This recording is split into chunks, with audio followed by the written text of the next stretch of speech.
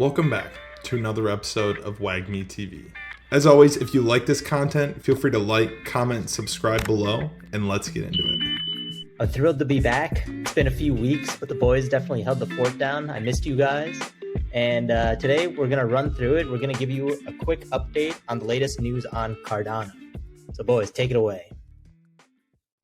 Yeah, I think it's been nice to see a little crypto rally here recently. I think, as of course is tradition, you have to look out for some trouble in the market when you're seeing, big bull rips and massive green candles, right? And so I think one thing we came across was a potential outage of a major smart contract platform, right? So ADA or Cardano really came dangerously close to that. So depending on where you get your news, what source you're looking at, I'll share a couple screens here.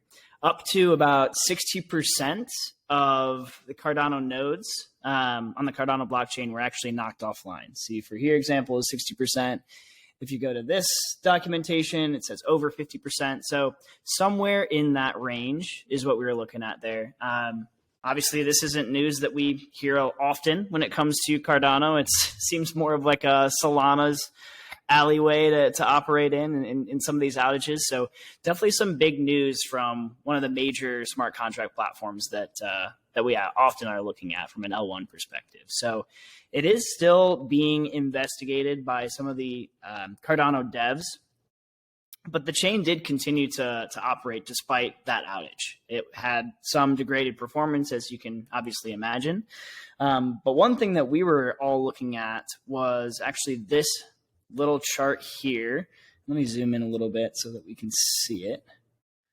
And this is the network synchronization. So most nodes were that were knocked off, right? We see the 100% of nodes working. This drops down into that 40-ish% range. Most of those nodes that were knocked off actually auto rejoined the network without intervention, right? And this is obviously a very, very quick turnaround, something that you really, really like to see. It's kind of one of those beauties, I would say, of decentralization, right? No one had to come in and intervene or do anything with that. And especially like coming off the back of, networks like Solana that have gone down a couple of times. We've seen it take a couple hours at certain points, right, to actually get that back up and running and going smoothly. It was, I think, really nice and kind of a breath of fresh air to see something recover so quickly. I think the only last piece of that is just kind of understanding what caused the outage. Again, the Cardano devs are still looking into it. The big thing we always hear is a surge of transactions, like on something like Sol, right? It doesn't seem like that would be likely, but we do know that they just went through that recent Vasil Hard Fork that we've talked about on this channel a fair amount. And so I guess the question is, did that maybe contain some unforeseen bugs or things like that? As we know, it was kind of focused around making the network a little faster, right? Chains typically, they get a little bit less secure or a little bit less decentralized as they shoot to be faster, right? That kind of triangle when you're looking at some of these platforms, they have to give or take on certain areas in order to really excel on some of those. So just a couple of pieces there. Any thoughts out of the gate? I mean, we know for certain that it didn't go down because of transaction volume, because who the hell is on Cardano anyway? But I'm just playing. Watch out. They're going to come for you in the comments. No, Armada, great rundown. I think it really speaks to kind of the decentralization of the network. And it was really great to see that it bounced back so quickly. As you kind of mentioned, we're used to Solana. Like when we get these news updates, it's like, okay, this blockchain went down and it's usually Solana and it's usually down for a while and it's usually causing all sorts of problems. So here it just looks like kind of a minor issue. I'm curious to see kind of what the devs come out with in terms of what caused it in the first place. But at the moment, doesn't seem, too much of a headache in any case. Yeah, and I think when you look at the performance, or I guess the restart of the nodes on that network that went down, it was almost seen as a win in some of the devs' eyes because of how elegantly it failed. And that's a big thing when you talk about these networks that have, transactions, pretty intense code operating on them, like decentralized networks, very difficult to build. To be able to elegantly fail reboot and like get back online is a huge part of the performance. And I wouldn't be surprised if that was something that they worked on in the Vasil Hard Fork that we talked about back in September. So yeah, I it's obviously never good when you see part of a network go down, but I think how the code was, or the downtime was handled, was actually pretty bullish and like a good sign for Cardano. Yeah, I think failing elegantly is a good way to put it. Like, I think, we've been following Cardano long enough to know that people come after them like all the time. There's always so much Cardano FUD, because obviously, they've kind of had a flop on their first DEX they tried to launch. They, have kind of been going back and forth on whether to launch the stable coin potentially coming up. And they've just taken a long time to launch things. And it's been a project that's been around for a while, and, low transaction volume, all this sorts of stuff. But at the very same time, like Hoskinson and a lot of the team members have just been preaching that they truly believe that they have some of the best technology and some of the best ability to put together a blockchain and solve the blockchain trilemma. And like, I feel like no one really believes it until they see it. And so this is kind of one of those cases where it's like, oh, they actually are building something that is quite different than what we're seeing on the market. So I think you put it great there, Evan, when you said it's failing elegantly, and then also saying, okay, this could be somewhat of a bullish sign for them, just in terms of the technology side. Yeah, Armada, do you remember how long Solana was down for back in September? I think it was close to 15 hours, something like that. Like, it was a significant amount of time. Yeah, if I think back to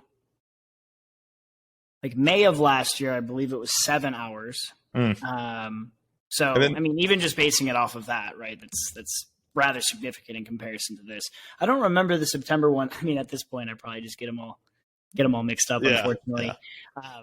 Still a great chain, not hating on Cardano. I love what they're doing, but like I kind of mentioned before, right? You have these kind of different areas that you have to focus on. You're either super secure, like in Ethereum, you're either more or less decentralized, or you're faster, right? Solana's definitely the fastest chain. We all know it by far, but that comes with the less security, the less decentralization, which obviously came to Cardano's benefit in this scenario.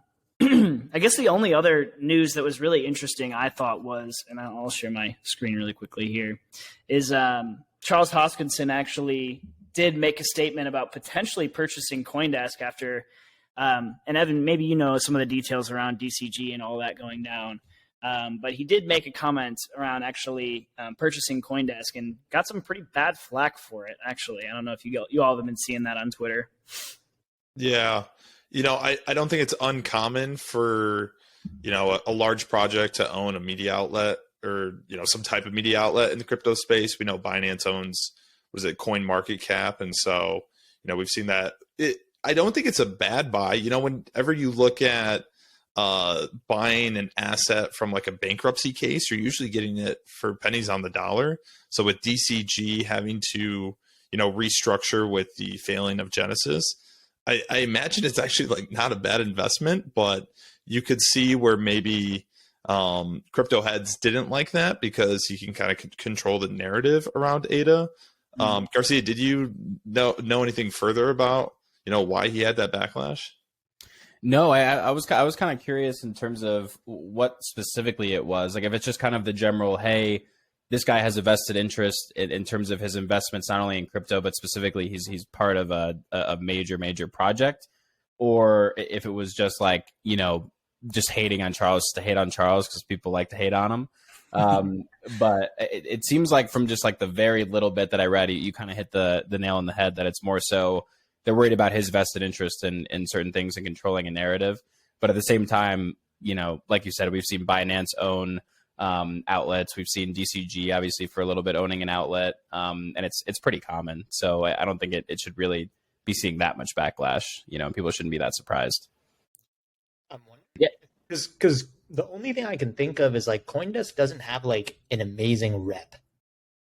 You know what I mean? Like, just in the crypto news kind of sphere, it kind of has like more like a spammy sort of reputation. And a lot of like shilling and like things like that. And so obviously that's something that if Cardano were to purchase it, then, they could change kind of how that outlet is perceived, hopefully. But that'd be one thing that, you know, it's possible that Cardano fans are looking at CoinDesk and being like, okay, why are we investing in this when it's really just kind of, you know, me personally, for example, I don't really ever go on CoinDesk really, right? I'll go on like Blockworks or something like that, which I feel to be more, you know, I guess just a trusted news outlet and less like shilling, I would say. That's actually a pretty interesting angle. Like it could be from the other side where it's like people would actually take it as a negative against Cardano or a negative against Charles and what they're doing or a taint on their brand. But that's a cool angle. I didn't think of it that way. I mean, I could totally be like that. I was purely spitballing that, but it's just something like when I think of CoinDesk, that's kind of like the perception that I feel like they have within the industry. So something to keep an eye on. I think it's probably a little bit similar to kind of the Elon Musk backlash with Twitter. It's like, okay, does he really know anything about this? Why is he telling us how we should operate our businesses or how to operate within journalism, right? Who is this guy? He's just rich and now he's trying to go and take all these things over, right? I felt like it was a very similar approach, really, that Hoskinson was taking to this, right? He's really basically saying the main problem is like a lack of depth, a lack of peer review, a lack of accuracy or accountability with a lot of the journalism that was going on, and even consequences for maybe even lying or doing things for monetary purposes, right? Or political purposes. So it feels a little bit similar to like the Elon Musk takeover of Twitter, but in kind of the crypto space, if you will. And I guess a little bit different because I felt like Elon Musk already kind of had a really big grip on Twitter in general, whereas this almost kind of seems a little bit out of left field, but maybe I'm just not up to date on Hoskinson and CoinDesk and everything.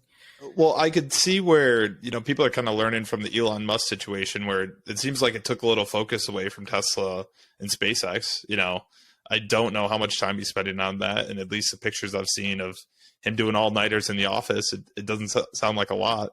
But yeah, I think you guys have some great points here. And yeah, it would be nice to honestly see him take it over and like you're saying, like get rid of some of the shilling that's there. But you know, when we look at like classic Web2 companies, Jeff Bezos owns the Washington Post. Mark Benioff owns Time Magazine. You know, there's examples in the Web2 space as well. So I could see him want to do that, maybe for that sake.